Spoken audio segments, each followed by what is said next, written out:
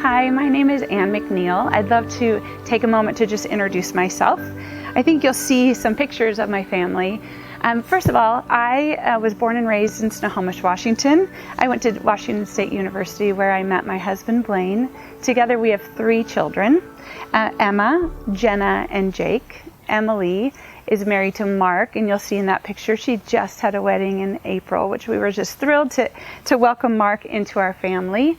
Emma's a teacher in Everett, and her husband Mark works for Amazon. Jenna is just graduated from WSU, Washington State University, 2 years ago. She's now a resident director at Grand Canyon University. Jake, he is a senior at Grand Canyon University, and he is marketing and sports management. So Blaine and I are empty nesters, and we have been for 2 years. So I retired after 29 years of teaching. We packed up, we moved to Arizona where we are loving life. We golf, we play pickleball, we love to go on walks. And then that is our sweet dog, Hudson. He's our only child that lives with us, and we are in love. As I said, I was a teacher for 29 years, and I was a leadership teacher for a portion of that. And that's kind of where my story begins. I'm going to start by having some numbers go up on the screen. Now here's your job. You have, I usually give my students about 1.5 minutes. I'm not sure how long you'll get, maybe 45 seconds. We'll see how long I talk today. But you're going to go from 1 in order, then find 2, 3, 4, all the way to 54. Okay, are you ready? Go.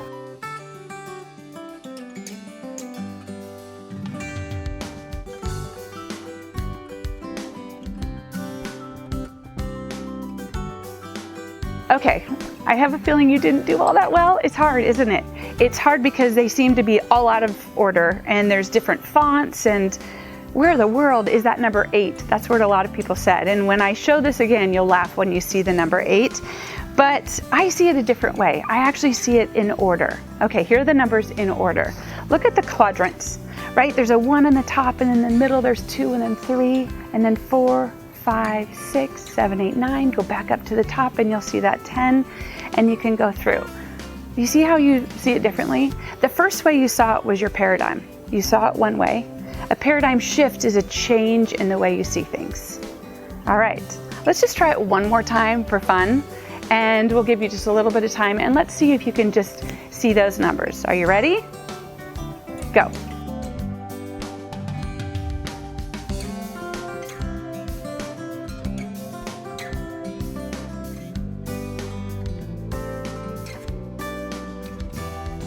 Let me tell you a story about a paradigm shift that I had.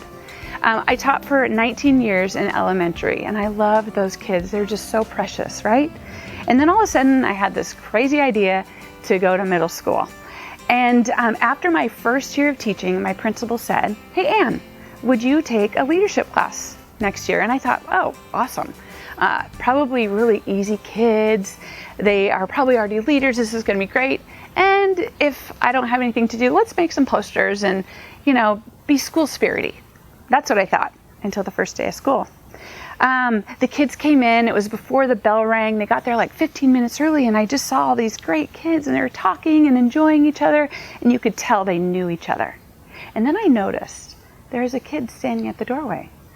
And I walked over and I said, "Hi, my name's Mrs. McNeil. Welcome. Are you in this class?" And he said, "Yeah, but I don't belong in there."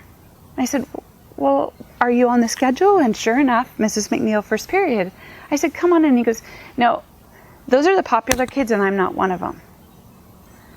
And so I took a breath, and I don't even like the word popular. Like, what does that mean? But I said, "Okay, can you give me a week? Let's just give this class 1 week."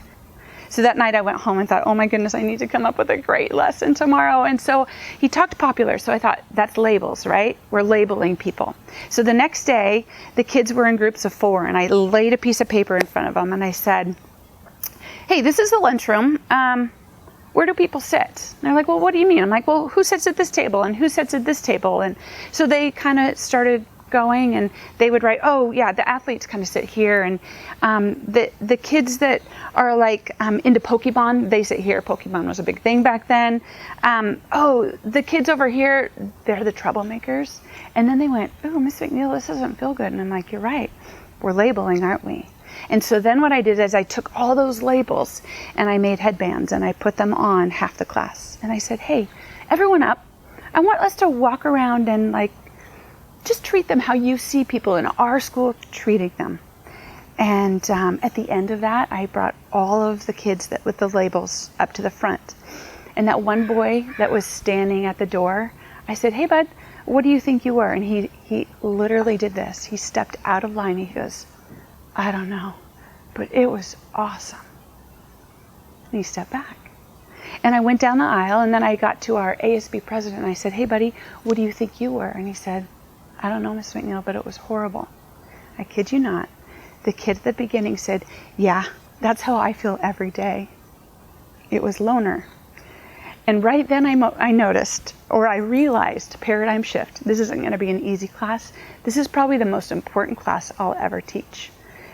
By making kids see others' stories and understand who they are. And so I got obsessed with leadership.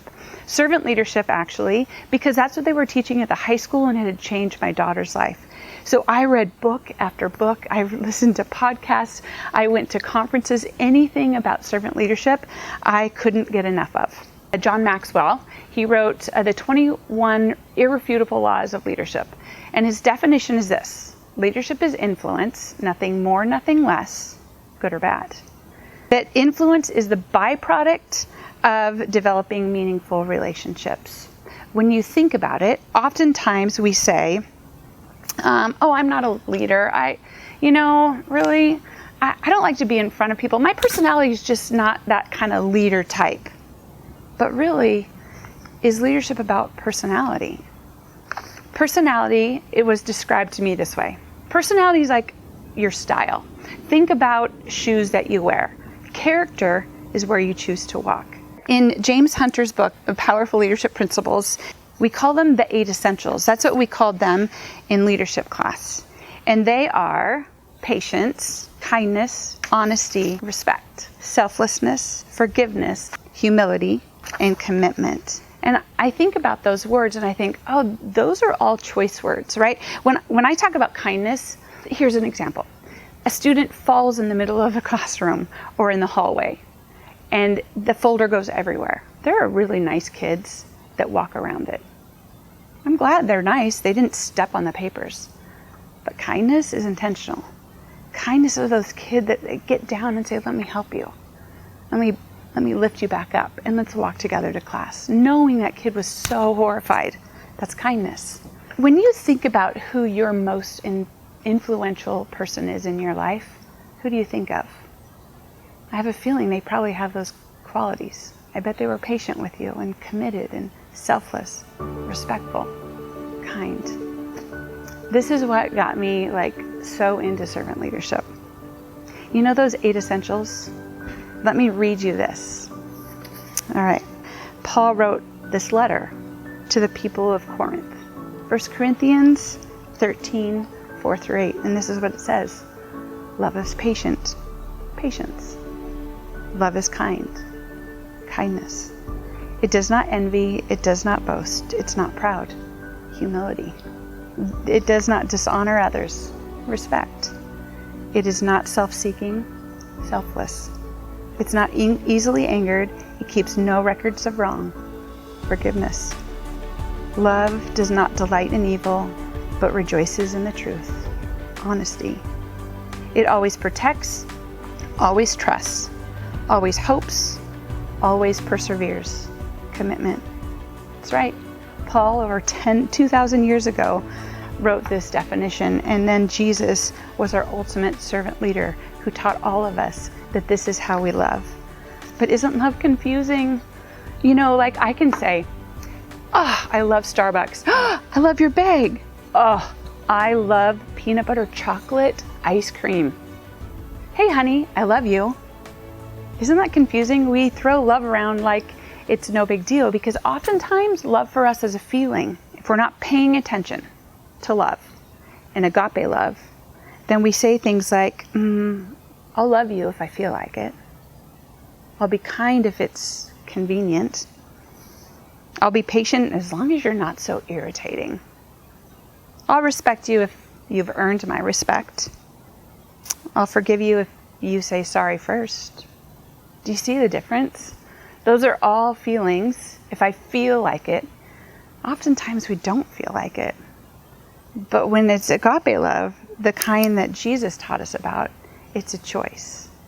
Let me just quickly tell you a story about this young man in my class, a different young man. At that point, I was teaching PE. And thankfully, I had had a little bit of servant leadership under my belt, and I was really focusing on being intentional and really showing those 8 essentials, what really is agape love. I had this 4th period class. They were amazing. And if you're a teacher, you know that when you can get a class just doing all those systems within a couple days, that's a, whoa, what a class, right? And so by Friday, we had 3 days. It was just like, wow, I can't wait till I see 4th period. And then at the end of that day, I went to my principal and said, hey, this young man is in my class list, but he hasn't been there. He says, oh yeah, he got in a fight the first day of class. He'll be there in 2 weeks. 2 weeks came, and that one class really changed. And often, I'm talking often like 2 months, there was always something that he did unsafe or unkind, and I would have to say, hey, you need to step out of the gym. I'll talk to you in a minute. And at the end of class, I would go up to him, I would shake his hand, I'd look him in the eye, and I'd say, hi buddy, I'll see you tomorrow. I'm glad you're in my class. I didn't feel like that, but my actions showed it. Day 2, shook his hand, hey bud, I'll see you tomorrow. I'm sure glad you're in my class. And this went on like for 2 months. And he finally started trusting me and realizing that if he does this, he can stay in class. At the end of the year, he was kicked out of these steady hall classes. We called them Patriot Period. And finally, he was sitting in the principal's office and he said, what's it going to take? What am I going to do to keep you in one of these classes? And he said this, put me in Mrs. McNeil's class. She likes me. I didn't like him. I loved him. It's hard sometimes to love when you don't really like people, or like what they're doing, I should say. I'm so glad that I've had those paradigm shifts, right? That I had a young man realize that he doesn't fit in and think, oh my gosh, I have to change this, or we get to, as a class, change this. I'm glad that I had this young man that tested me and made me stronger, because I'm not just this incredible teacher, but I know that Jesus loves me, even when I don't do something right. And when I do stupid things, which I do, he still loves me. And because of that, I want to show that to every single person that I meet. And I can end with this. Actions first, let your feelings follow. Actions of love, actions of patience, actions of kindness, of honesty, of respect, of selflessness, forgiveness, humility, commitment. If we have those actions first, let the feelings follow, I think we're going to be influencing so many people. Thank you.